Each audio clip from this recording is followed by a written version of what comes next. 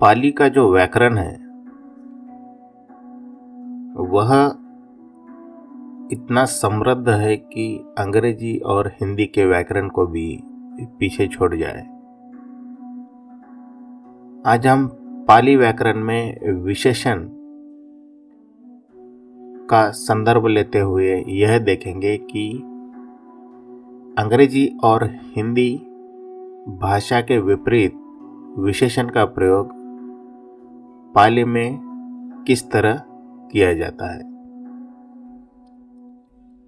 आइए शुरू करते हैं। विशेषण की अगर हम व्याख्या करेंगे तो विशेषण ये वो शब्द होते हैं जो संज्ञा या तो सर्वनाम की विशेषता बताती है।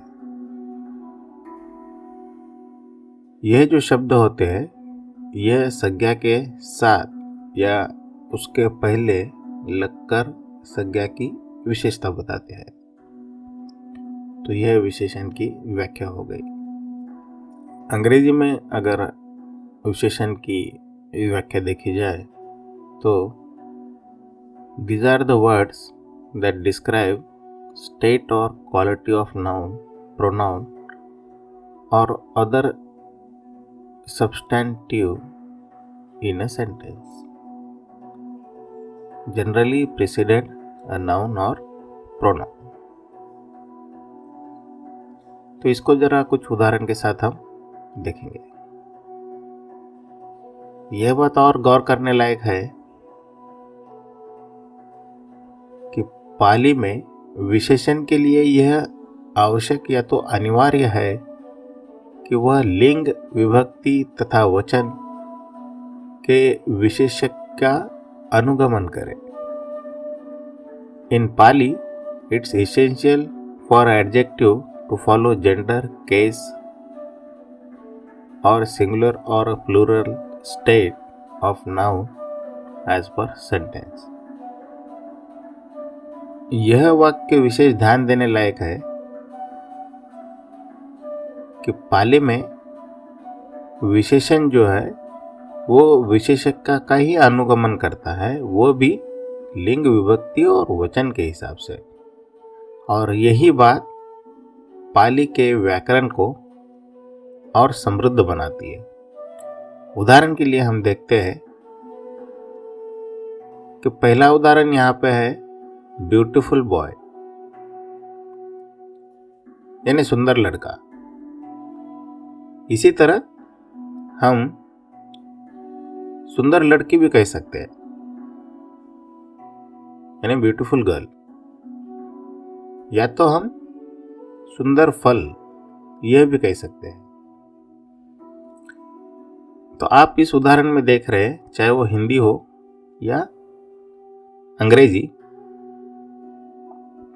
ब्यूटीफुल यह एक विशेषण है तथा यही विशेषण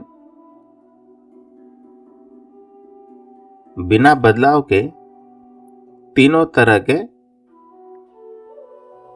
नामों में आया है। उदाहरण के तौर पे ब्यूटीफुल यह विशेषण बॉय के लिए भी सेम है, गर्ल के लिए भी सेम है और फ्रूट के लिए भी सेम है। तो हिंदी में भी सुंदर यह जो विशेषण है वो लड़के के लिए भी सुंदर ही रहेगा, लड़की के लिए भी सुंदर ही रहेगा तथा फल के लिए भी सुंदर ही रहेगा।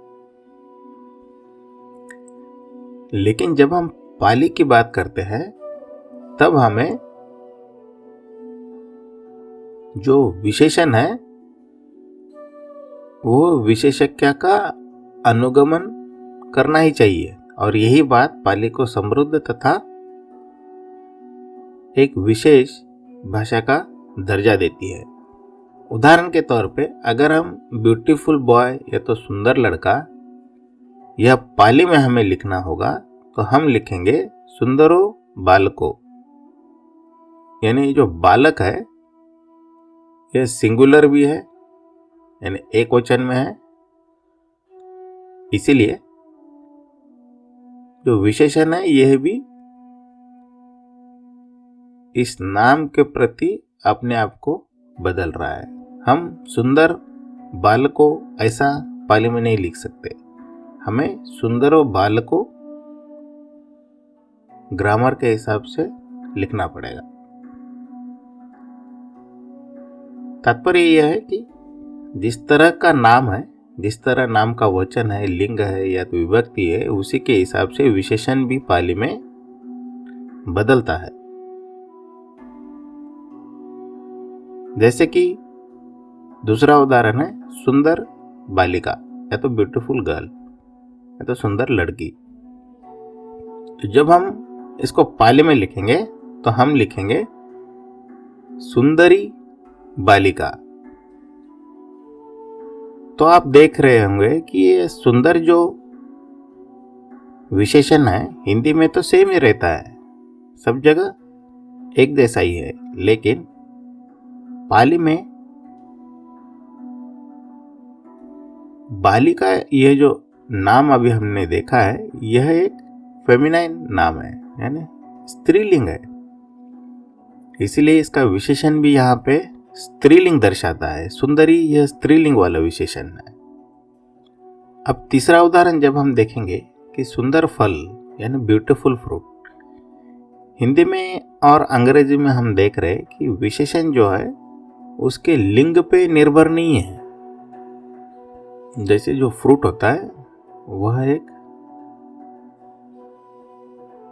न्यूट्रल जेंडर के अंदर आता है, लेकिन जब हम उसका सेंटेंस देखेंगे जैसे कि ब्यूटीफुल फ्रूट या तो सुंदर फल,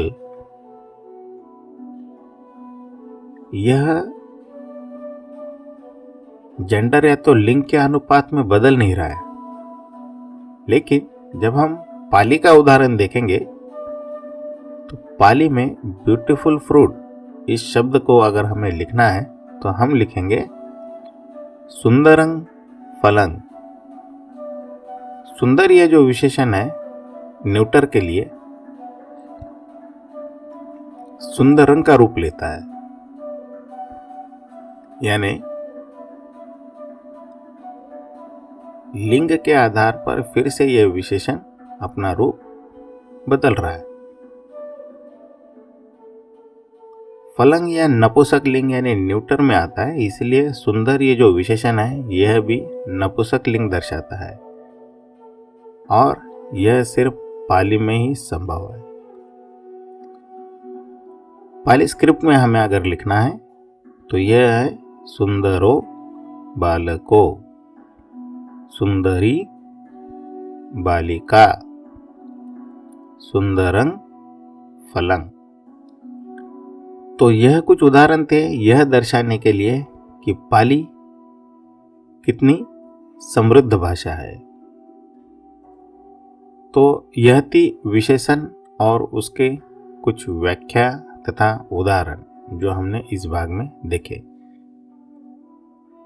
अगली कड़ी में हम व्याकरण पाली में कुछ और देखेंगे।